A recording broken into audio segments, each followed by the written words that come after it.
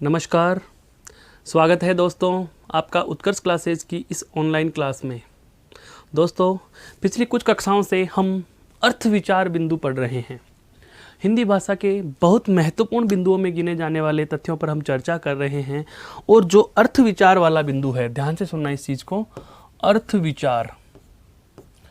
इस अर्थ विचार में जिन बिंदुओं को विस्तार दिया जाता है या जिन बिंदुओं को समाहित किया जाता है, उनमें सबसे पहला नाम आता है आपके किसका?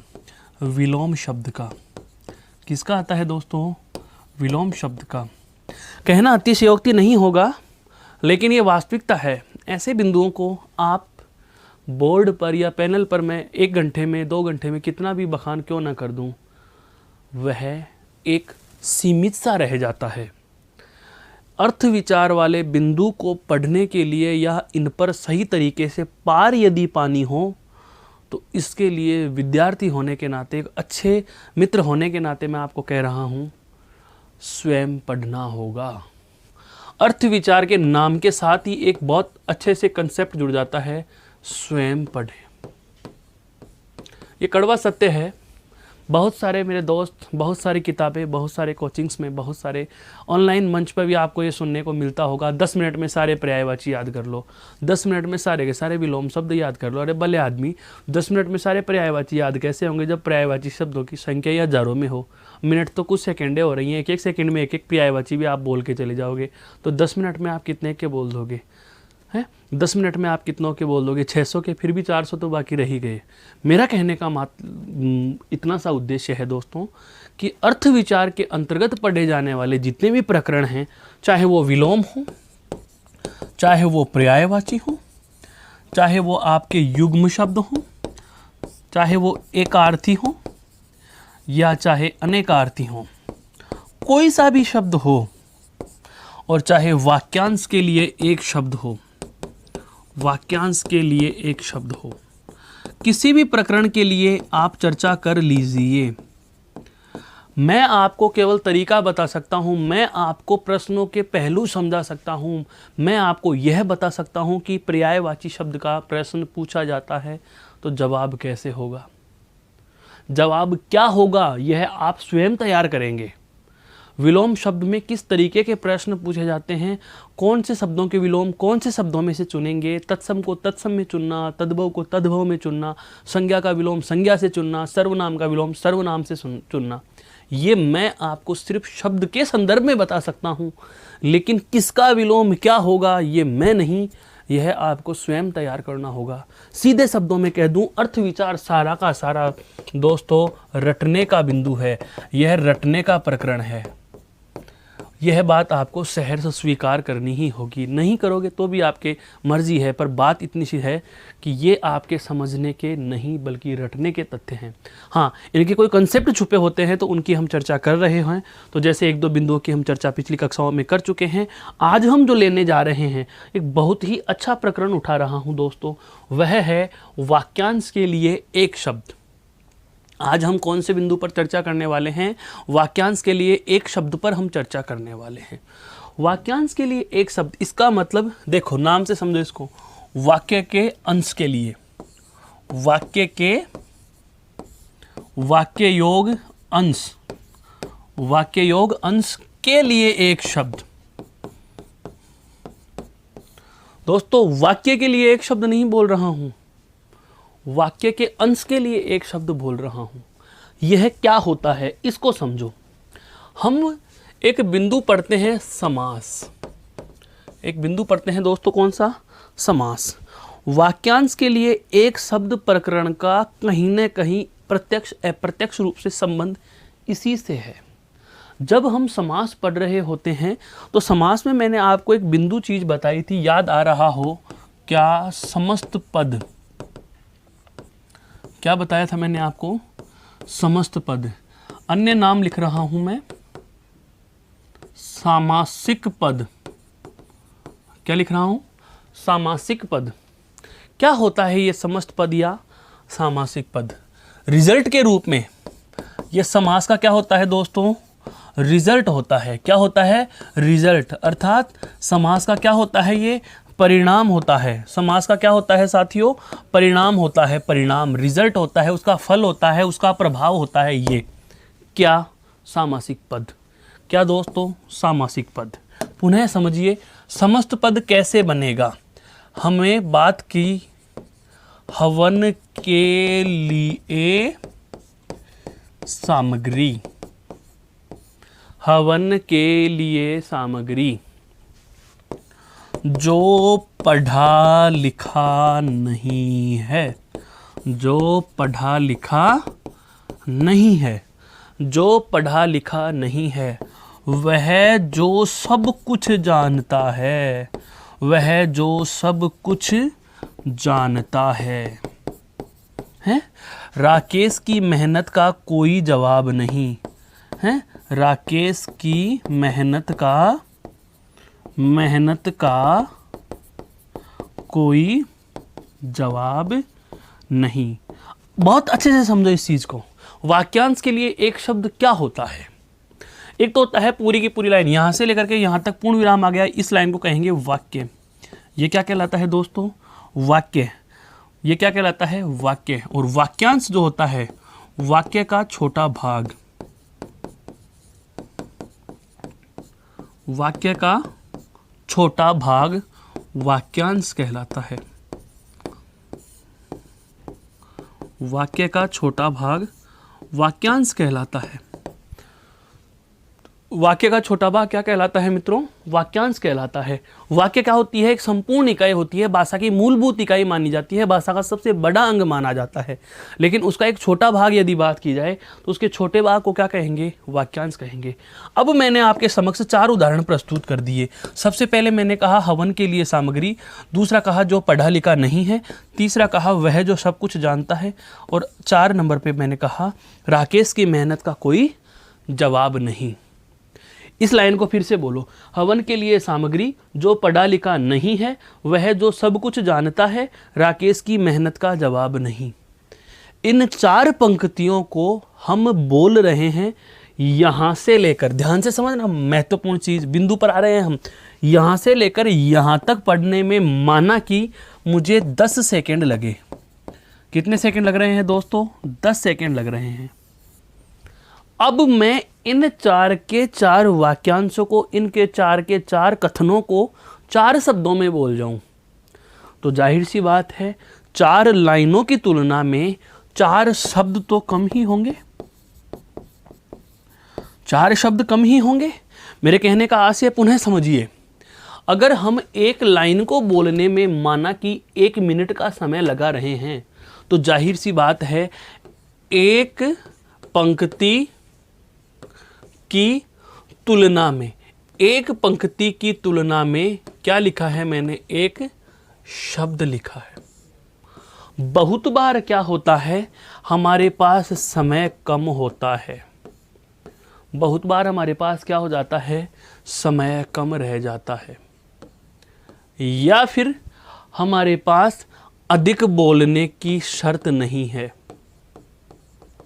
अधिक नहीं बोलने की शर्त लगा दी जाए। जब हमारे ऊपर अधिक नहीं बोलने की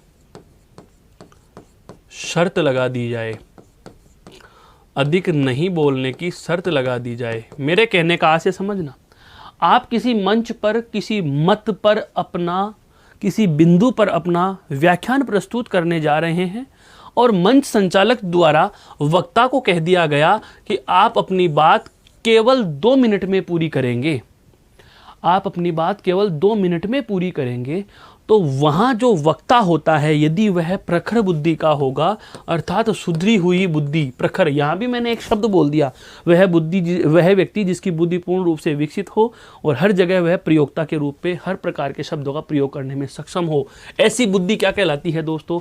प्रखर कहलाती है। 2 लाइनों को मैंने एक शब्द में लिख दिया, प्रखर। तो जब वक्ता को यह कह दिया जाए कि आपको इतने सारे वृतांत को केवल बहुत कम शब्दों में बोलना है या 2 मिनट की अवधि में खत्म करना है, बुद्धि सामने वाले की यदि प्रखर है तो वह क्या करेगा? उचित शब्द चयन करेगा। क्या करेगा दोस्तों? उचित शब्द का चयन करेगा। और जैसे ही वह शब्द का चयन करने लग जाएगा तो वह कोशिश करेगा कि हवन के लिए जहाँ भी मुझे सामग्री बोलनी होगी तो हवन के लिए सामग्री पूरी लाइन नहीं बोल करके मैं केवल कितना सा बोलूँगा, हवन सामग्री बोलूँगा। क्या बोलूँगा? हवन सामग्री बोलूँगा। वह व्यक्ति निश्चित कर लेता है कि जहाँ कहीं भी मुझे यह बताना होगा कि वह व्यक्ति जो पढ़ा लिखा नहीं है, मैं यह पूरी लाइन नहीं बोलूँगा, मैं उसकी जगह केवल अनपढ़ बोल दूँगा। क्या बोलूँगा दोस्तों? अनपढ़ बोल दूँगा। क्या बोल दूँगा? अनपढ़ बोल दूँगा। जहाँ पर मुझे बोलना होगा कि इस समाज में बहुत कुछ लोग या बहुत कम संख्या में लोग ऐसे बचे हैं जो सब कुछ जानता है, तो मैं यह पंक्ति पूरी नहीं बोलूँगा, मैं इसके स्थान पर केवल एक छोटा सा शब्द बोलूँगा। क्या? सर्वज्ञ। क्या बोलूँगा मित्रों? सर्वज्ञ बोलूँगा। वह व्यक्ति सोच लेता है कि राकेश की मेहनत का जवाब नहीं, इतनी लंबी लाइन न बोलने के लिए मैं ये कह दूँगा कि राकेश की मेहनत कैसी है? लाजवाब है। कैसी है? लाजवाब है। समझ में आ रहा है दोस्तों मेरे कहने का मतलब क्या हुआ? एक बहुत अच्छे हम अनमोल वचन में प्रेरक प्रसंग में उक्तियाँ पढ़ते हैं, उस समय एक लाइन आती है कि हर एक व्यक्ति की भाषा, हर एक व्यक्ति की पहचान होती है। क्योंकि जब व्यक्तित्व की बात की जाए तो हर एक व्यक्ति के दो प्रकार के व्यक्तित्व हैं। पहले व्यक्तित्व का संकुचित अर्थ यही था कि जैसा जो दिखता है वही उसका व्यक्तित्व होता है। जो व्यक्ति सुंदर कपड़े पहनकर रह रहा हो, अच्छे कपड़े पहनकर रह रहा हो, सही तरीके से बोल रहा हो, तो वह सुंदर उसका व्यक्तित्व होगा, वह सुंदर उसका व्यक्तित्व होगा। लेकिन ध्यान रखना, जहाँ कहीं भी आप व्यक्तित्व के वर्तमान संदर्भ की बात करते हो तो आलपोर्ट महोदय यह कह देते हैं क्या कि व्यक्तित्व मनुष्य के मनोदेहिक गुणों का वह गत्यात्मक संगठन है जो उसका वातावरण के साथ अनोखे समायोजन को निर्धारित कर रहा है। और व्यक्तित्व के वर्तमान संदर्भ में ध्यान देना, व्यक्तित्व का जो वर्तमान संदर्भ है, वर्तमान संदर्भ में व्यक्तित्व के व्यापक अर्थ में आंतरिक और बाह्य दोनों प्रकार के गुणों को समाहित किया जाता है कि जो व्यक्ति जैसा दिख रहा है वैसा ही नहीं, उसकी क्या सोच है, क्या उसकी मनोवृत्ति है, क्या उसकी धारणाएं हैं, यह भी उसके व्यक्तित्व का हिस्सा होती है। मेरे कहने का आशय यह हुआ साथियों कि व्यक्तित्व के संदर्भ में आज जैसे दोनों प्रकार के गुणों को समाहित किया जाता है, ठीक उसी प्रकार से इस व्यक्तित्व के बाहरी गुण में आपकी भाषा भी आएगी। और भाषा के संदर्भ में एक बहुत अच्छा प्रेरक प्रसंग, एक उक्ति और एक कथन प्रचलित है क्या कि जब हम किसी बात को कह रहे हों और हमारी बात को कहते समय हमें लगे कि एक शब्द में हमारी बात पूर्ण हो सकती है तो हमें दूसरी बात नहीं बोलनी चाहिए। कुछ समझ में आया? पुनः समझिए, जहाँ एक शब्द बोलने से काम चल जाए वहाँ दूसरा शब्द भी नहीं बोलने का प्रयास करें। यह एक बहुत समुचित और सुधरे हुए व्यक्तित्व की निशानी है कि कम बोलना चाहिए। जहाँ आपको एक शब्द बोल देने से काम चल जाए वहाँ दूसरा भी फिर मत बोलो। उदाहरण समझिए, आपको कहा जाए कि यह बात समझ में आ गई क्या? इतनी बड़ी लाइन, आपको इतना सा पूछे हाँ नहीं, तो हाँ में समझ आ जाएगा कि हाँ मेरे समझ में आ गई, नहीं में समझ में आ जाएगा कि समझ में नहीं आई। अब आप कहोगे यह बात मेरे बिल्कुल भी समझ में नहीं आई है, यह बात मेरे 10% समझ में आई है। अरे हाँ अथवा नहीं में जवाब देना है तो हाँ अथवा नहीं में ही जवाब दीजिए। जब आपको एक शब्द बोलने से काम चल रहा हो तो दूसरा शब्द भी नहीं बोलो, ना बोलने का प्रयास करना है, चुप रहने का प्रयास करना है। इसीलिए तो कहा जाता है कि मौन रह जाना सबसे तीखी आलोचना होती है, मौन रह जाना सबसे बड़ी आलोचना होती है। तो जो हमारा बिंदु है दोस्तों, जो हमारा बिंदु है आज का कौन सा? वाक्यांश के लिए एक शब्द। इस वाक्यांश के लिए एक शब्द में मैंने क्या किया कि 4 वाक्यों की जगह 4 शब्द चुन लिए। और ऐसा कब होता है? जब हमारे पास एक ऐसी स्थिति आ जाती है कि हम किसी पूरी बात को, किसी पूरे वर्णन को बताने के लिए एक ही शब्द का प्रयोग कर लेते हैं, तो उस स्थिति को कहा जाता है क्या? वाक्यांश के लिए एक शब्द प्रयोग में ले लेना। परिभाषा में बांधना चाहें तो क्या कहेंगे? ध्यान से समझो। जब वक्ता द्वारा किसी ऐसे शब्द का चयन कर लिया जाता है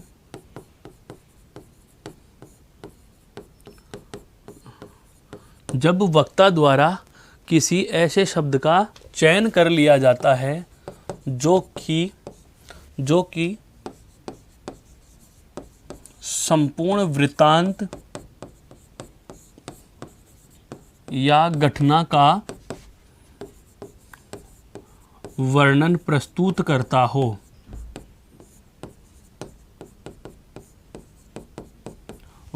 संपूर्ण घटना का या संपूर्ण वृत्तांत का वर्णन प्रस्तुत करता हो तो यह शब्द चयन ही वाक्यांश के लिए एक शब्द होता है। तो यह शब्द चयन ही वाक्यांश के लिए एक शब्द होता है।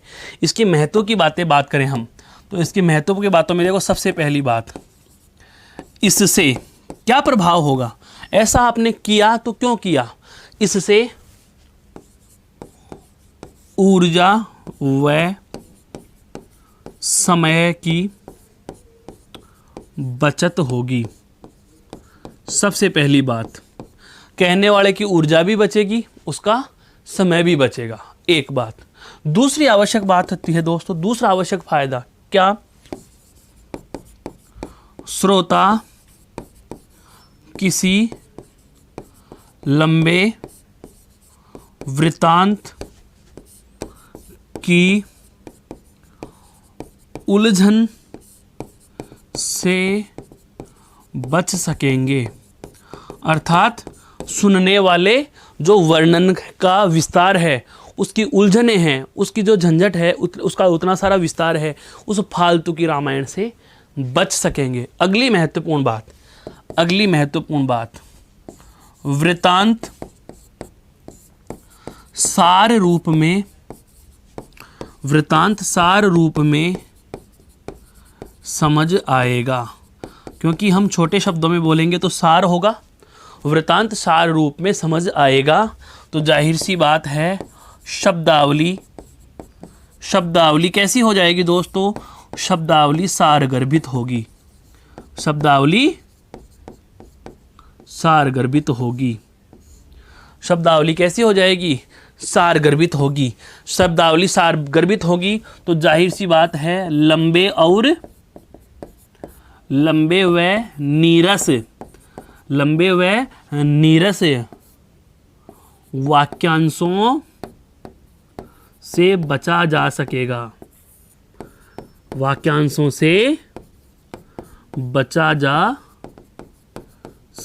कुछ समझ में आया मेरे कहने का मतलब क्या है। ये फायदे हैं वाक्यांश के लिए। एक शब्द, बिंदु का नाम ध्यान से समझना, वाक्यांश के लिए एक शब्द।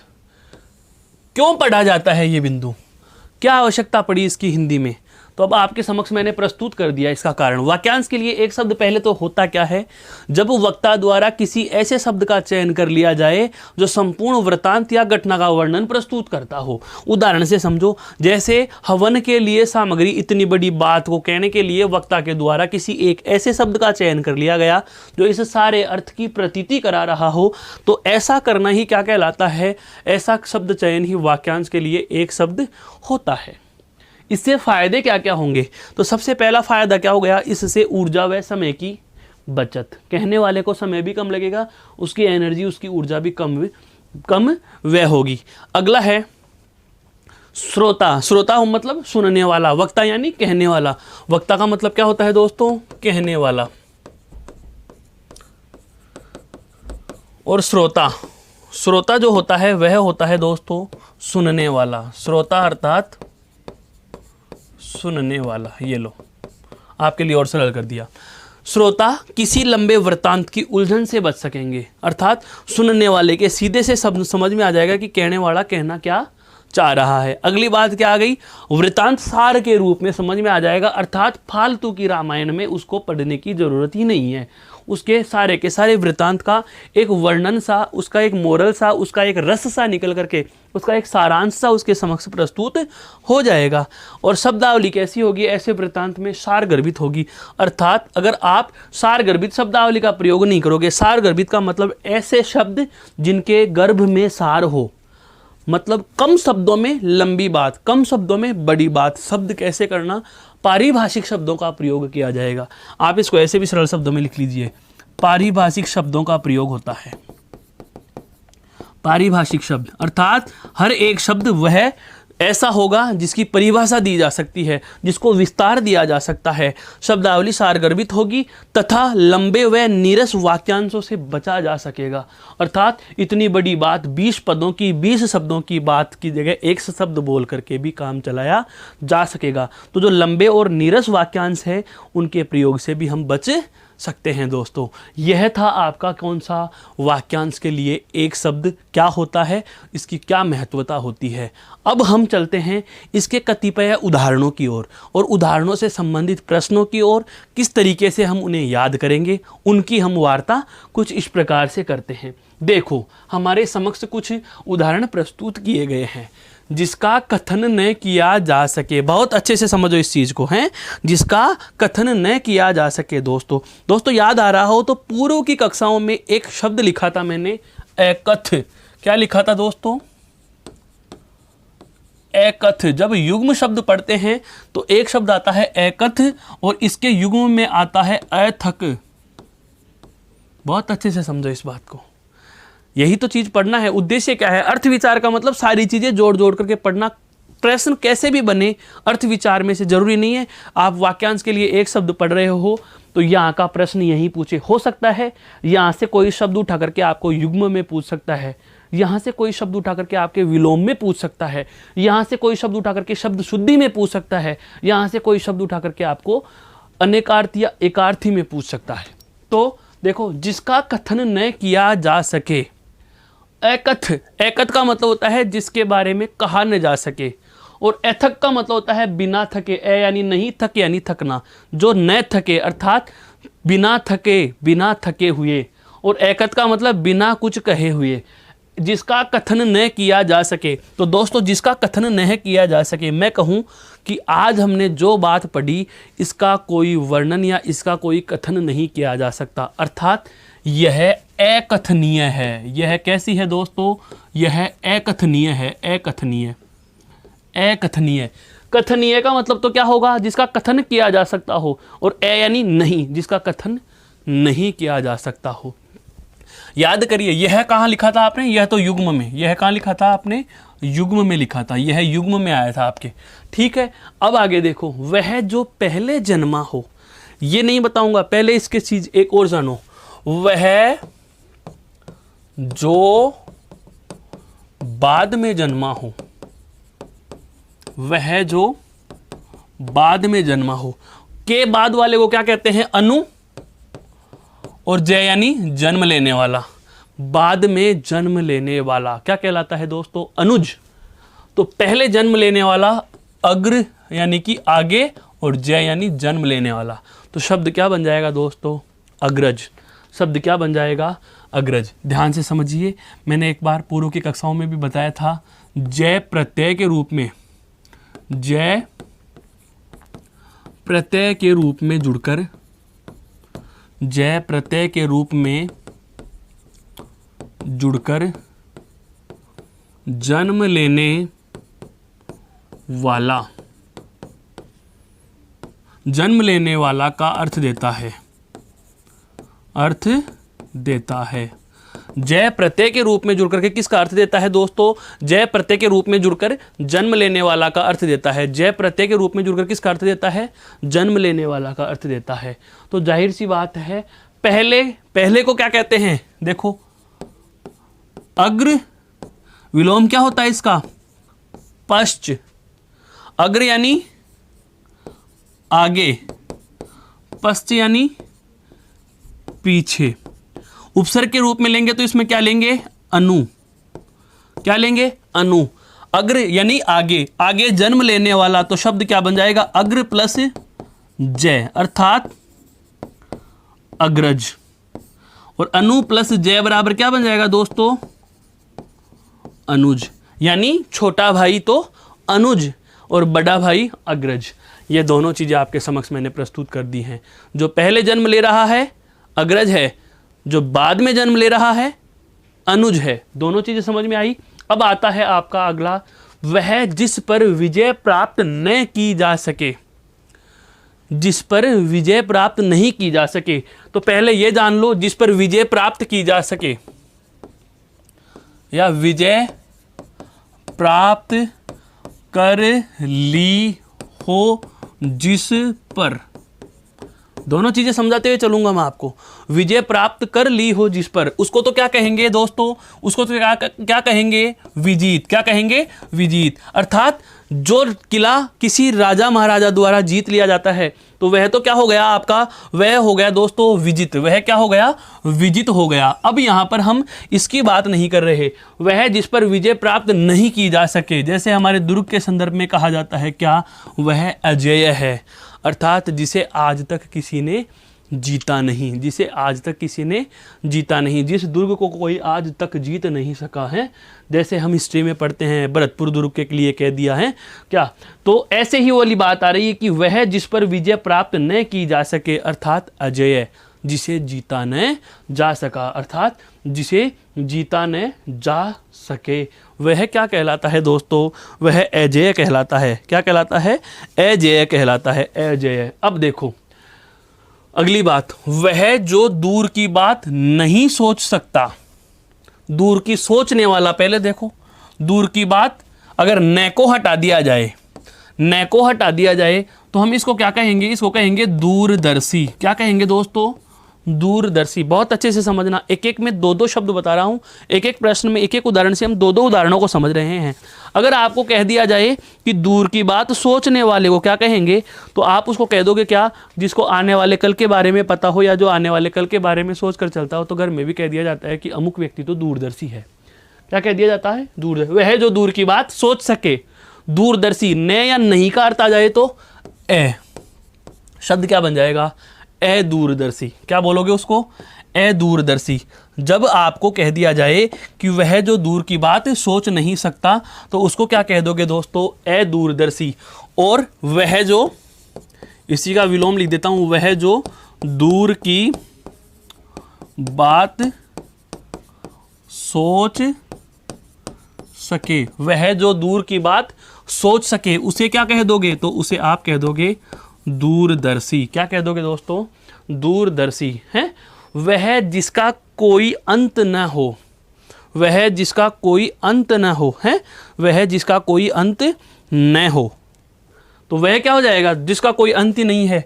तो अन योग अंत, अन यानी नहीं, अंत जिसका, जिसका कोई अंत नहीं है। तो अन प्लस अंत बराबर क्या हो जाता है दोस्तों, अनंत। क्या हो जाएगा, अनंत। वह जिसे वह नहीं किया जा सके, है, देखो वह जिसे वह नहीं किया जा सके, वह जिसे वह नहीं किया जा सके, तो ये क्या हो जाएगा, वह का तो खर्चा और ए जोड़ दिया तो क्या बन गया, अव्यय। क्या हो जाएगा, अव्यय, अव्यय है।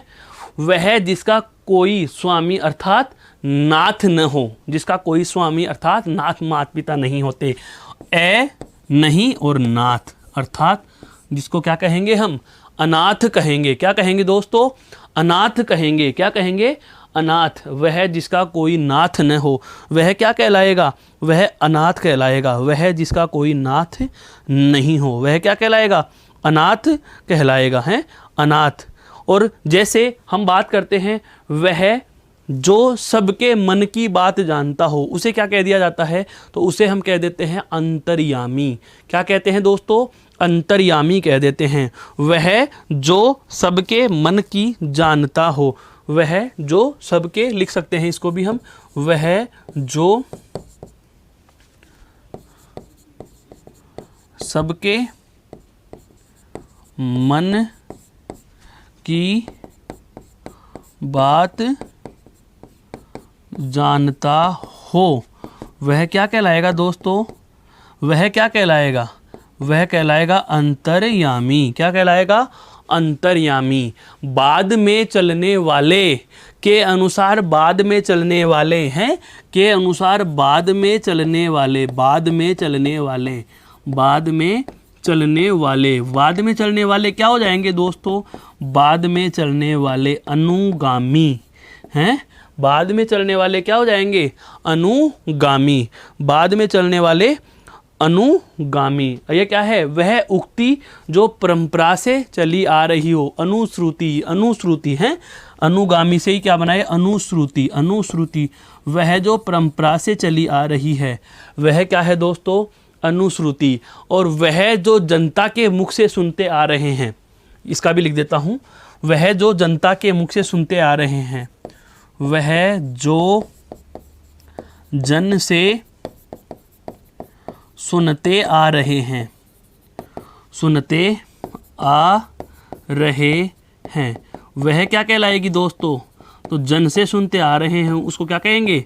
जनश्रुति। क्या कहेंगे? जनश्रुति। ध्यान देना, जनश्रुति के लिए क्या कहा जाता है कि यह सत्य है या नहीं, इसका कोई प्रमाण नहीं होता। जनश्रुति उसी को कहा जाता है। जब आप इतिहास विषय में बहुत बार पढ़ते हैं, हिंदी साहित्य विषय में भी बहुत बार पढ़ते हैं, अमुक कवि के जन्म के संदर्भ में पर्याप्त भ्रांतियां हैं, अमुक राजा के संदर्भ में या अमुक दुर्ग के निर्माण की समय सीमा के संदर्भ में पर्याप्त भ्रांतियां हैं, लेकिन एक जनश्रुति के अनुसार, जनश्रुति का मतलब जनता से सुनी सुनाई बात के अनुसार, यह दोस्तों क्या होता है? जनश्रुति या अनुश्रुति की बात करें तो परंपरा से जो चली आ रही हैं, बस हम उनको रिपीट करते चले जा रहे हैं। अब वो वास्तव में सच हैं या नहीं, वह वास्तव में सही है या नहीं, उनका हमें कोई पता नहीं होता। वह जो वास्तव में सच है या नहीं, हमें उनकी सत्यता पर कोई यकीन नहीं होता। आगे देखो कुछ और उदाहरण बहुत अच्छे अच्छे। वह कारण जिसे टाला न जा सके। बहुत बार हो जाता है आपको, जैसे लाइव कक्षा के दौरान कह दिया जाता है कि अपरिहार्य कारणों से है, अपरिहार्य कारणों से अमुक विषय की कक्षा कल प्रातः 8:10 के बजाय 9:10 पर होगी। अपरिहार्य, परिहार्य वह जिसे टाला जा सके, वह जिसे टाला जा सके, वह जिसे टाला जा सके। तो टाला जा सके तो क्या हो जाएगा दोस्तों? वह जिसे टाला जा सके, वह तो क्या हो जाएगा? जिसको टाल दिया वह तो क्या हो गया? परिहार्य। और जिसको नहीं टाला वह क्या हो जाएगा? वह जिसको टाला नहीं जा सके तो अपरिहार्य। और अब यहां से लिखूं क्या? वह कारण जिसे टाला जा सके, टालने योग्य हो गया, मतलब वह जिसे टाला जा सके। और टाला जिसे जा सकता है वह क्या हो जाएगा? वह हो जाएगा आपका परिहार्य। वह क्या हो जाएगा? परिहार्य। परिहार्य जिसको टाल दिया, टालनीय भी कह सकते हो। जिसे टाल सकते हैं वह टालनीय भी कह सकते हो। टालनीय है, टालनीय कह सकते हो, बिल्कुल है। अब आगे बात करें, वह व्यक्ति जिस पर मुकदमा चल रहा हो। बहुत अच्छा, हमारे आपकी बात नहीं आ रही। वह जिस पर मुकदमा चल रहा हो उसको क्या कहते हैं दोस्तों? अभियुक्त। यह तो आप सभी को पता भी था, वैसे बहुत चर्चित शब्द है अभियुक्त है। अब ध्यान दीजिए, यहाँ पर भी एक बहुत अच्छी बात आती है। एक होता है मुजरिम, एक होता है मुलजिम। मुजरिम भी उसी को कहा जाता है। मुकदमा चल रहा है पर साबित तो नहीं हुआ, साबित तो नहीं हुआ, साबित तो नहीं हुआ। देखो इसी से संदर्भित 2-3 शब्द और बता रहा हूं। एक आता है वादी, एक आता है प्रतिवादी। क्या आता है? प्रतिवादी। बिल्कुल, वादी तो कौन होता है? पक्ष वाला। प्रतिवादी कौन होता है? विपक्ष वाला। और वह व्यक्ति जिस पर मुकदमा चल रहा हो लेकिन मुकदमा साबित नहीं हुआ, अपराध उसका सिद्ध नहीं हुआ, वह क्या है? अब तक वह अभियुक्त है। क्या है वो? अभियुक्त है। लेकिन यदि मुकदमा सिद्ध हो गया, यदि अपराध उस पर साबित हो जाता है, तो यहाँ पर वह फिर अभियुक्त नहीं, वह जिस पर अपराध साबित हो जाता है, जिसका अपराध साबित हो जाता है, तो आप उसे क्या कहेंगे दोस्तों? उसे आप कह देंगे क्या? मुजरिम। क्या कह देंगे? मुजरिम, अर्थात अपराध जिस पर साबित हो जाता है तो वह क्या बन जाता है, उसको अपराधी बोल सकते हो। क्या कह सकते हो, अपराधी। जिस पर मुकदमा चला दिया वो अपराधी नहीं है, क्या पता हो सकता है वो निर्दोष हो सकता है उस पर गलती से कोई मुकदमा चल गया हो। पर जब न्यायालय की प्रक्रिया पूर्ण हो गई और अंतिम फैसला आ गया कि अमुक व्यक्ति ने अमुक प्रकार का अपराध किया है, अमुक प्रकार के कानून का उल्लंघन कर दिया है, तो अब अपराध सिद्ध हो जाने के बाद क्या हो जाए, ध्यान देना, अपराध सिद्ध हो गया हो, जिस पर अपराध सिद्ध हो जाए, तो अपराध सिद्ध हो जाने के बाद वो क्या कहलाएगा, अपराधी। जब तक अपराध सिद्ध नहीं हुआ तब तक वो क्या है, अभियुक्त है। क्या है वो, अभियुक्त है। बहुत अच्छा प्रश्न आया हुआ है ये परीक्षा में, बहुत अच्छा प्रश्न आया हुआ है। हर एक व्यक्ति तब तक निर्दोष है जब तक उस पर दोष सिद्ध नहीं हो जाता। गिरफ्तार कर लेना अपराधी नहीं है। किसी व्यक्ति को गिरफ्तार कर लिया गया, संदेह के आधार पर भी तो किया जा सकता है, वास्तव में अपराध किया है या नहीं इसकी सत्यता का हमें पता नहीं है। तो जब तक किसी व्यक्ति पर दोष सिद्ध नहीं हो जाते, दोष साबित नहीं हो जाते, हर एक व्यक्ति अपने आप में निर्दोष है। और लेकिन उस पर मामला विचाराधीन है, मुकदमा चल रहा है, इसलिए उसको नाम क्या दे दिया जाता है दोस्तों, अभियुक्त। ये टेक्निकल शब्द हैं, ये तकनीक शब्द हैं, ध्यान रखना, पारिभाषिक शब्द हैं ये। अभियुक्त, पक्ष वाले वादी, विपक्ष वाले प्रतिवादी, विपक्ष वाले प्रतिवादी। अपराध सिद्ध हो गया, मंजूर कर लिया, मुजरिम हो गया वो, मंजूर कर लिया उसने, अपराध कबूल कर लिया, कबूलनामा हस्ताक्षर कर दिया उसने, वो क्या हो गया दोस्तों, वह मुजरिम हो गया। वह क्या हो गया दोस्तों, मुजरिम हो गया। मुजरिम है, मुजरिम कह सकते हो आप उसको आप अपराधी कह सकते हो। क्या कह सकते हो, अपराधी कह सकते हो, अपराधी हैं, बिल्कुल। अब आगे आता है क्या, वह घटना जो अवश्य घटने वाली है, अवश्य घटने वाली है, अवश्य घटने वाली, अवश्यंभावी, अवश्य होगी। वह घटना जिसकी संभावना हो, ध्यान से समझना, जिसकी केवल क्या है दोस्तों, संभावना है, जिसकी केवल क्या है, संभावना मात्र है, तो वह क्या कहलाएगी, वह कहलाएगी संभावी। वह क्या कहलाएगी, संभावी या संभावित, संभावी या संभावित। लेकिन वह घटना जो अवश्य घटने वाली है उसके लिए क्या कह दिया गया, अवश्यंभावी। क्या कह दिया, अवश्यंभावी। हाथ से पेन गिरा, हाथ से पेन गिरा, नीचे गिरेगा, यह घटना घटने वाली, अवश्यंभावी।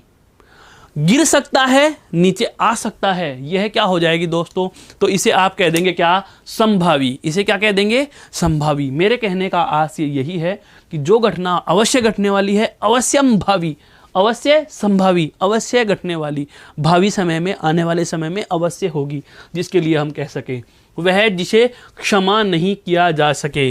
देखो पहले वह जानो, जिसे क्षमा किया जा सके, जिसे क्षमा किया जा सके, जिसे क्षमा किया जा सके, बिल्कुल होता है। जैसे हम बात करते हैं भारत के राष्ट्रपति की, हैं, भारत के राष्ट्रपति की बात करते हैं, राष्ट्रपति से संबंधित अनुच्छेद 72, अनुच्छेद 72, अनुच्छेद 72 में राष्ट्रपति की क्षमादान की शक्ति है, क्षमादान की शक्ति है। अब हर किसी व्यक्ति को तो राष्ट्रपति क्षमा नहीं कर सकते, लेकिन हाँ उनके पास क्षमा करने की शक्ति है। वही वाली बात आ रही है, जिसे क्षमा किया जा सके, जिसे क्षमा किया जा सके, वह तो क्या हो जाएगा, क्षम्य, वह तो क्या हो जाएगा, क्षम्य। अर्थात इसको क्षमादान दिया जा सकता है, इसे क्षमादान दिया जा सकता है, तो ये तो क्या है, क्षम्य, अर्थात क्षमा करने योग्य। लेकिन जिसे क्षमा नहीं किया जा सकता, इसे किसी भी हाल में माफ़ी नहीं दी जा सकती, इसे किसी भी हाल में माफ़ नहीं किया जा सकता, तो दोस्तों उसे क्या कह देंगे, तो उसे हम कह देंगे दोस्तों अक्षम्य। क्या कह देंगे, यानी नहीं, क्षम्य, अर्थात जो माफ़ करने योग्य। तो माफ़ करने योग्य जो नहीं है वह क्या हो जाएगा दोस्तों, अक्षम्य। क्या हो जाएगा दोस्तों, अक्षम्य हो जाएगा, अक्षम्य है। वह भूमि जिसमें, है दोस्तों, अगला है कथन क्या, वह भूमि जिसमें, वह भूमि जिसमें कुछ भी न उपजता हो, वह भूमि जिसमें कुछ भी न उपजता हो, यह तो आपको पता भी है। बंजर कहते हो क्या है, ऊसर भूमि कह सकते हैं उसको। क्या कहते हैं दोस्तों, ऊसर। क्या कहेंगे उसको, ऊसर कहेंगे, ऊसर। वह भूमि जिसमें कुछ भी न उपजता हो ऊसर भूमि होती है। कौन सी भूमि होती है? ऊसर भूमि होती है, ऊसर भूमि है। वह जो बाह्य जगत के ज्ञान से, बाह्य का मतलब क्या होता है दोस्तों? बाह्य का मतलब होता है बाहरी। वह जो बाहरी जगत के ज्ञान से अनभिज्ञ हो। अब बाहरी जगत के ज्ञान से अनभिज्ञ है तो अंदर ही अंदर रहा। बहुत बार आप कह भी देते हो कुएं का मेंढक है। बाहरी जगत के ज्ञान से जो अनजान है, जिसे बाहरी संसार का नॉलेज है ही नहीं, तो हम उसको ताना भी मार देते हैं बहुत बार। क्या ताना मार देते हैं दोस्तों? तो उसको हम ताना मार देते हैं क्या? कूप मंडूक। क्या कहते हैं उसको? कूप मंडूक कहते हैं। कूप मंडूक। कूप यानी कुएं का, मंडूक यानी मेंढक, कुएं का मेंढक, कूप मंडूक कहते हैं उसको। क्या कहते हैं? कूप मंडूक। चक्र है पानी में जिसके वह, चक्र पानी है, ये तो बहुब्रीहि समास में हम खूब पढ़े हैं। चक्र पानी, चक्र है पानी में जिसके वह, उसे क्या कहा दोस्तों? उसे कहा जाता है चक्र पानी। उसे क्या कहा जाता है? चक्र पानी कहा जाता है। वह जिसके पानी अर्थात हाथ में चक्र है। किसके हाथ में है चक्र? चक्र जिसके हाथ में है उसको क्या कहा जाता है? उसको चक्र पानी कहा जाता है। भगवान श्री कृष्ण के हाथ में चक्र है, सुदर्शन चक्र जिन्होंने धारण किया था, तो उसके लिए हम क्या कह देंगे कि वह जिसके हाथ में चक्र है या वह जिसके पानी में चक्र है, तो उसको क्या कह देंगे? चक्र पाणी कह देंगे। कुछ और उदाहरणों की हम बात करें तो देखो अगला उदाहरण बहुत अच्छा। वह जिसमें बाण रखे जाते हैं, बाण जिसमें रखे जाते हैं, तरकश। बाण किसमें रखे जाते हैं दोस्तों? तरकस में। एक टोकरी नुमा संरचना होती है, बिल्कुल हाँ, एक शंकुनुमा टोकरी सी होती है जिसमें बाण रखे जाते हैं और जो कंधे पर टांग कर रखी जाती है उसे क्या कहा जाता है दोस्तों? तो उसे आप कह सकते हो तरकस। वह जिसमें बाण रखे जाते हैं तरकस होता है, तरकस। अब देखो 3 माह में एक बार होने वाला, अब यहाँ पर यह लेने की वजह क्या थी वो सुनो। 3 माह में एक बार होने वाला क्या हो जाएगा? त्रैमासिक। क्या हो जाएगा दोस्तों? त्रैमासिक। त्रय यानी 3, त्रिमासिक भी कह सकते हो, त्रिमासिक भी कह सकते हो। 3 माह में एक बार होने वाला है, क्या हो जाएगा? त्रैमासिक। अब सुनना, यहां से कितने सारे शब्द बन सकते हैं? एक माह में एक बार होने वाला, एक माह में एक बार होने वाला मासिक, एक माह में एक बार होने वाला मासिक। अब चाहे वो पत्रिका हो, ऐसी पत्रिका जिसका प्रकाशन 1 महीने में एक बार किया जा सकता है तो उसको मासिक पत्रिका कहेंगे। ऐसी पत्रिका जिसका प्रकाशन 3 माह में एक बार होता है उसको त्रैमासिक पत्रिका कह देंगे। ठीक है, हम बात कहें 6 माह में एक बार होने वाला, ये बहुत अच्छे से समझो, 6 माह में एक बार होने वाला, 6 माह में एक बार होने वाला, उसको क्या कह देंगे? उसको कहा जाता है दोस्तों अर्धवार्षिक। क्या कहा जाता है उसको? अर्धवार्षिक। वर्ष के आधे में अर्थात आधे वर्ष में एक बार होने वाला। एक पक्ष में 15 दिवस, 15 दिवस में एक बार होने वाला, 15 दिवस में एक बार होने वाला, उसको कहा जाता है दोस्तों पाक्षिक। क्या कहा जाता है? पाक्षिक। पक्ष, पक्ष होता है 15 दिन का समूह है, 15 दिवसों का समूह है, 15 दिवसों का समूह है। क्या कहलाता है दोस्तों? पक्ष कहलाता है। क्या कहलाता है? पक्ष। सप्त यानी 7, बहुत अच्छे से सुन लीजिए इनको। सप्त यानी 7 है, 7 अहनों का समूह है। ये समय सूचक शब्द हैं सारे के सारे। निश्चित रूप से एक प्रश्न यहां से मिल ही जाता है। 7 या सप्त अहनों, अहनों का अर्थ होता है दोस्तों दिनों, दिनों का समूह है। उसको क्या कहते हैं? सप्ताह है। उसे क्या कहते हैं? सप्ताह है।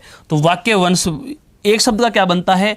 सप्ताह में एक बार होने वाला, सप्ताह में एक बार होने वाला, उसको कहा जाता है दोस्तों साप्ताहिक। क्या कहते हैं? साप्ताहिक। फिर कहें बात, वर्ष में एक बार होने वाला, वर्ष में एक बार होने वाला, उसको क्या कह देंगे दोस्तों? उसको कह देंगे वार्षिक। उसको क्या कह देंगे? वार्षिक। वर्ष में एक बार होने वाला है तो वो क्या हो जाएगा? वार्षिक। अगर बात करें हर दिन होने वाला है, हर दिन होने वाला, दिन में होने वाला, हर दिन में होने वाला, उसको क्या कहा जाता है दोस्तों? दैनिक। क्या कहा जाता है? दैनिक कहा जाता है। ये समय सूचक कुछ शब्द मैंने आपको लिख दिए हैं एक उदाहरण लेने के संदर्भ से। उद्देश्य यही था कि इससे आपको त्रैमासिक ही नहीं बल्कि जितना भी ये कैलेंडर सूचक शब्द हैं, जितने भी ये समय सूचक शब्द हैं, इन सभी का एक बार आपको बिल्कुल वह परिचय करा दिया जाए कि कैसा भी आपका समय सूचक शब्द आ जाए, आप उसे बिल्कुल आप उसे पार कर सके, आप उसे पढ़ सकें, आप उसको सही तरीके से अटेम्प्ट कर सकें। अगला देखो शब्द वाक्य क्या दे रहा है, बहुत ही अच्छा आ गया, बहुत ही अच्छा है। क्या? कि वह जिसे पार करना कठिन हो, हैं? वह जिसे पार करना कठिन हो, वह जिसे पार करना कठिन हो। तैरकर जिस पर जाया जा सके तर, और जिस पर पार नहीं किया जा सके कठिन हो तो दुस्तर। क्या कहते हैं उसको? दुस्तर कहते हैं, दुस्तर। वह स्थान जहाँ कोई भी जन नहीं रहता, उसको जन शून्य भी कह सकते हो, उसको निर्जन कह सकते हो। क्या कह सकते हो दोस्तों? निर्जन कह सकते हो। 15 दिन में एक बार होने वाला, 15 दिन में एक बार होने वाला, ये रहा 15 दिन में एक बार होने वाला, 15 दिन में एक बार होने वाला। अब यह तो हमें पता होना चाहिए कि 15 दिन को हम पक्ष क्यों कह रहे हैं, क्योंकि हिंदी महीनों में दोस्तों आपको पता है 2 पक्ष होते हैं। एक होता है कृष्ण पक्ष और एक होता है आपका शुक्ल पक्ष। पखवाड़ा, 15वें वार होने वाला पखवाड़ा, बिल्कुल ये ध्यान रखना है। यहाँ पर आप चाहो तो इसका लिख सकते हो शब्द भी, क्या? पाक्षिक। हालांकि यह हम वहाँ लिख चुके हैं, यहाँ हम इसे लिख चुके हैं। 15 दिन में एक बार होने वाला क्या कहलाएगा? क्या कहलाएगा? उसे हम क्या कह सकते हैं? पाक्षिक कह सकते हैं। क्या कह सकते हैं उसको दोस्तों? पाक्षिक कह सकते हैं। बिल्कुल ध्यान से रखने वाली बात है, हैं? बिल्कुल। दोपहर के पहले का समय, दोपहर के पहले का समय, समय सूचक शब्द और आते हैं दोस्तों। देखो मैं आपको बता रहा हूँ, दिन के 3 प्रकार के काल होंगे, दिन के 3 प्रकार के काल होंगे। आप घड़ी में या अंग्रेजी समय में तो आप लिखते हो AM एंड PM, AM और PM, लेकिन हिंदी में AM PM नहीं लिखते। हिंदी में क्या लिखते हैं वो सुनो। दोपहर तक का समय, दोपहरी अर्थात दूसरा पहर, दिन का दूसरा पहर। तो दोपहर से पहले का जो समय होता है दोस्तों, उसे कहा जाता है पूर्वाहन। क्या कहा जाता है? पूर्वाहन। दोपहर को क्या कहा जाता है? मध्याह्न। कहाँ लिखे इसको? इधर लिख लेते हैं ना। दोपहर का समय, दोपहर का समय लिख रहा हूं, दोपहर का समय।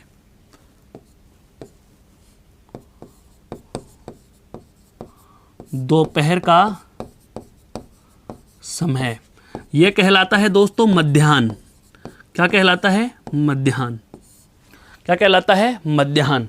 दोपहर से पहले का समय पूर्वाह्न, दोपहर का समय क्या कहलाएगा? मध्याह्न। इसी से संबंधित एक और बना लेते हैं हम वाक्य, इसी से संबंधित एक और वाक्यांश हम लिखेंगे। क्या?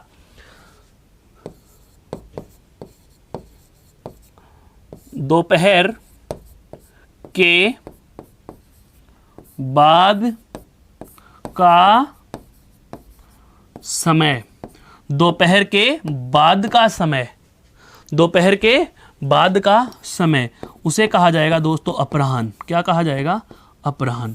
इस चीज़ का हमें ध्यान रखना है। ये 3 शब्द मैंने लिख दिए हैं दिन के तीनों पहर के। सबसे पहले कौन सा आएगा? पूर्वाहन। तत्पश्चात कौन सा आएगा दोस्तों? तत्पश्चात कौन सा आएगा?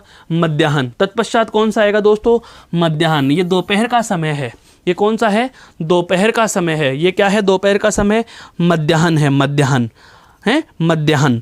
ठीक है। उसके बाद है आपका कौन सा? दोपहर के बाद का समय। तो उसको क्या कह देंगे दोस्तों? उसके क्या कह देंगे? उसको कह देंगे अपराह्न। क्या कह देंगे? अपराह्न है, अगला है वह जिसे भाषा का पूरा ज्ञान हो, वह जिसे भाषा का पूरा ज्ञान हो। तो भाषा का जिसे पूरा ज्ञान होता है दोस्तों वह कहलाता है आपका भाषाविद, अर्थात भाषा का विद्वान। भाषा का जिसे पूरा ज्ञान होता है उसे क्या कहा जाता है? तो दोस्तों उसे कहा जाता है भाषाविद। क्या कहा जाता है दोस्तों?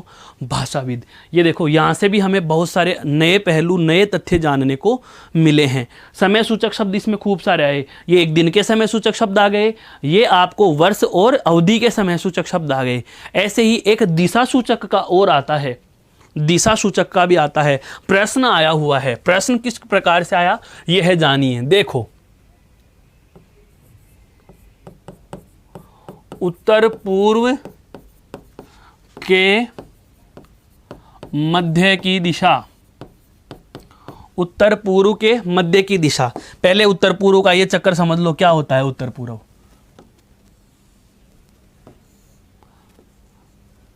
हम एक नक्शे की बात करें, हम एक मैप की बात करते हैं, नक्शे की बात करते हैं, तो दोस्तों ऊपर क्या होती है? उत्तर दिशा। नीचे होती है कौन सी? दक्षिण दिशा।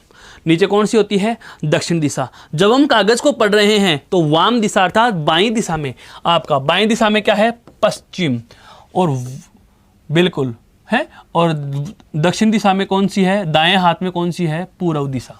ये तो दिशाएं हो गई, ये तो सबको पता है कि पूर्व, पश्चिम, उत्तर और दक्षिण। ये मैप में, नक्शे में, मानचित्र में हम इसी प्रकार से दिशाओं का ज्ञान करते हैं। प्रश्न यहाँ से नहीं पूछता, प्रश्न कहाँ से पूछता है? इनके मध्य की दिशाओं में से पूछता है। कहाँ से पूछता है दोस्तों? इनके मध्य की दिशाओं में। पहला प्रश्न, उत्तर और पूर्व के मध्य की दिशा, उत्तर और पूर्व के मध्य की दिशा। ध्यान रखना दोस्तों, ईशान दिशा होती है। कौन सी होती है? ईशान दिशा होती है। ईशान, यहां पर कौन सी आएगी? ईशान दिशा आएगी। ठीक है, अगला प्रश्न, अगला तथ्य। अब जानो सारे तथ्यों को। ये तो पहली हो गई। दूसरी बात, दूसरी जैसे हम ले लें दक्षिण और पूर्व के मध्य की दिशा है, दक्षिण पूर्व के मध्य की दिशा, दक्षिण और पूर्व के मध्य की दिशा। फिर अगली बनेगी दक्षिण पश्चिम के मध्य की दिशा है, दक्षिण और पश्चिम के मध्य की दिशा।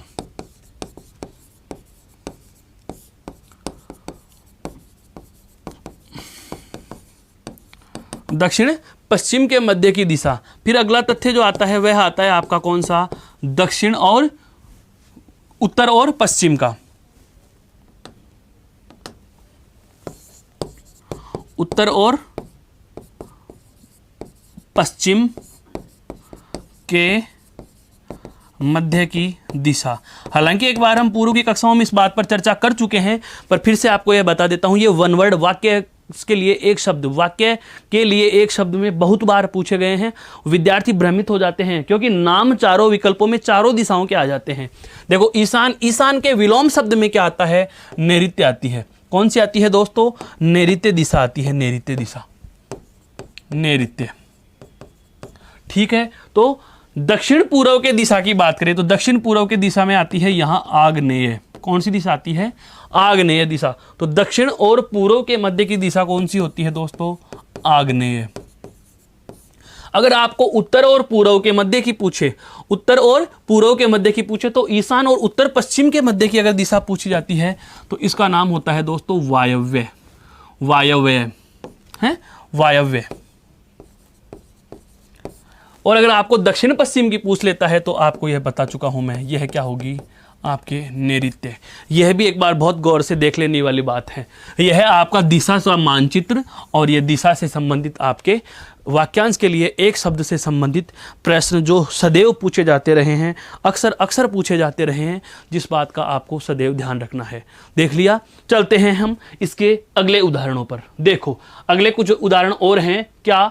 जहां तक संभव हो, अर्थात हम बहुत बार कहते हैं कि जहां तक संभव हो सका मेरी कोशिश यह रहेगी कि मैं अच्छे से अच्छे पेपर को हल करके आऊं, अच्छे से अच्छे अंक प्राप्त कर सकूं। तो जहां तक संभव हो सको उस स्थिति को कहा जाता है दोस्तों यथासंभव।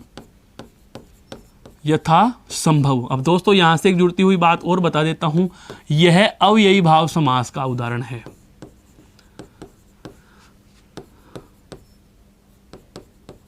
कौन से समास का उदाहरण है दोस्तों? अव्ययीभाव समास, जहाँ तक संभव हो सके, यथा संभव है, जहाँ तक संभव हो सके, यथा संभव, जहाँ तक संभव हो, यथा संभव है, जहाँ तक संभव हो सके, यथा संभव है, जहाँ तक संभव हो सके, यथा संभव। जो वर्णन से परे हो। दोस्तों ये परे शब्द शुद्ध हिंदी का अर्थ है, जिसके अर्थ में हम लेते हैं दूर। परे यानी दूर, अर्थात जो वर्णन से दूर हो। कई बार होता भी है, हम सामने वाले को कहते हैं कि जरा सा दूर हो जाइए। दूर शब्द शुद्ध हिंदी में बोलेंगे तो शुद्ध हिंदी में आप बोलोगे क्या दोस्तों? परे शब्द बोलोगे। क्या बोलोगे? परे बोलोगे, परे। तो जो वर्णन से ही दूर हो, अर्थात जिसका वर्णन आसपास में ही नहीं हो, उसे कहा जाता है वर्णनातीत। क्या कहा जाता है दोस्तों? वर्णनातीत कहा जाता है। क्या कहा जाता है? वर्णनातीत, अर्थात जो वर्णन से परे हो, जो वर्णन से परे हो। यह तो आप स्वयं मुझे बता सकते हो। वर्ष में एक बार होने वाला वार्षिक, वर्ष में एक बार होने वाला क्या होता है दोस्तों? वार्षिक होता है। वर्ष में एक बार होने वाला वार्षिक है। और शत्रु को मारने वाला, शत्रु को जिसने मार दिया हो, उसका सबको नाम पता है। उसका नाम क्या है दोस्तों? उसका नाम है आपके शत्रुघ्न। क्या कहते हैं उसको? शत्रुघ्न। क्या कहते हैं उसको? शत्रुघ्न, अर्थात शत्रु को मारने वाला शत्रुघ्न है। शत्रु को मारने वाला शत्रुघ्न है। अब बात आती है, कुछ एक और शब्द आते हैं। देखो, एक वाक्य आता है, एक समान समय के, एक समान समय के, एक समान समय के, उसको क्या कहा जाता है दोस्तों? समसामयिक। समसामयिक, बहुत अच्छे अच्छे शब्द हैं। एक समान समय के, समसामयिक। और एक और आता है, वह जो आयु में समान हो, वह जो आयु में समान हो, वह जो आयु में क्या हो? समान। वह जो आयु में क्या हो? समान हो। वह जो आयु में समान हो, आयु में समान हो, क्या कहा जाता है दोस्तों? समवयस्क है। समवयस्क कहा जाएगा, अर्थात एक जितने ही वयस्क हों, हैं, एक जैसे ही वयस्क। समवयस्क, समवयस्क नहीं, समवयस्क, अर्थात एक समान आयु के हैं जो, वो क्या कहलाएंगे? समवयस्क कहलाएंगे। तो दोस्तों आज की हमारी जो है चर्चा रही, अभी की कक्षा में हम जिन पे बात कर रहे थे, ये सारे के सारे बहुत आश्चर्य और अचंभित कर देने वाला बिंदु आज हमने लिया था, जिसके नाम से ही, टॉपिक के नाम से ही एक दिमाग में विस्तार आ जाता है कि जो अर्थ विचार का महत्वपूर्ण बिंदु कौन सा, वाक्यांश के लिए एक शब्द है, यह क्या होता है। तो सबसे पहले इसके परिचयात्मक विवरण में, सबसे पहले इसके परिचयात्मक विवरण में हमने जाना था कि समस्त पद या सामासिक पदों में जिस प्रकार से हम समास विग्रह का एक समस्त पद बनाते हैं, दो पदों के मध्य हवन और सामग्री, जैसे कि हवन और सामग्री के मध्य आई हुई इस कारक विभक्ति का हमने क्या किया? समास के अनुसार लोप कर दिया। क्या कर दिया? विभक्ति का लोप करके हवन सामग्री शब्द बनाया। तो कारक विभक्तियों का लोप करना क्या कहलाता है? समास कहलाता है। और बना हुआ रिजल्ट क्या कहलाता है? समस्त पद कहलाता है, सामासिक पद कहलाता है। ठीक उसी प्रकार से हम इस वाक्यांश के लिए एक शब्द बिंदु को भी परिभाषित कर रहे थे कि जब वक्ता द्वारा किसी शब्द का चयन कर लिया जाता है, और ऐसे शब्द का चयन कर लिया जाता है जो संपूर्ण वृत्तांत या घटना का वर्णन प्रस्तुत कर सके, तो ऐसा शब्द चयन करना ही क्या कहलाएगा दोस्तों? वाक्यांश के लिए एक शब्द कहलाएगा। इससे क्या होता है? इससे बहुत सारे फायदे हैं। इसके जो लाभ हम बात कर रहे हैं, तो लाभ की हम चर्चा में जान चुके हैं। क्या ये इसके सारे के सारे क्या हैं दोस्तों? इस बिंदु के लाभ हैं। अर्थात वाक्यांश के लिए एक शब्द यदि आप चुनते हो तो कौन कौन से लाभ आपको प्राप्त होंगे। तो सबसे पहली बात हमें पता चली कि इससे ऊर्जा व समय की बचत होती है तथा श्रोता को किसी लंबे वृत्तांत की उलझन से बचाया जा सकता है। साथ ही हमने जाना कि वृत्तांत सार रूप में समझ आएगा और शब्दावली भी कैसे हो जाएगी?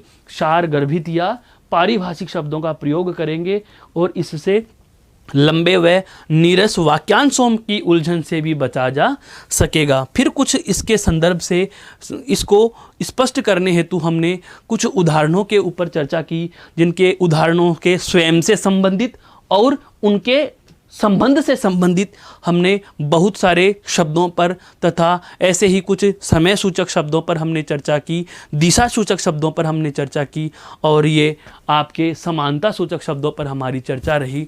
तो इस प्रकार से यह आपका वाक्यांश के लिए एक शब्द वाला प्रकरण पूर्ण होता है। आशा करता हूँ यह बिंदु आपको बेहद समझ में और पसंद आया होगा।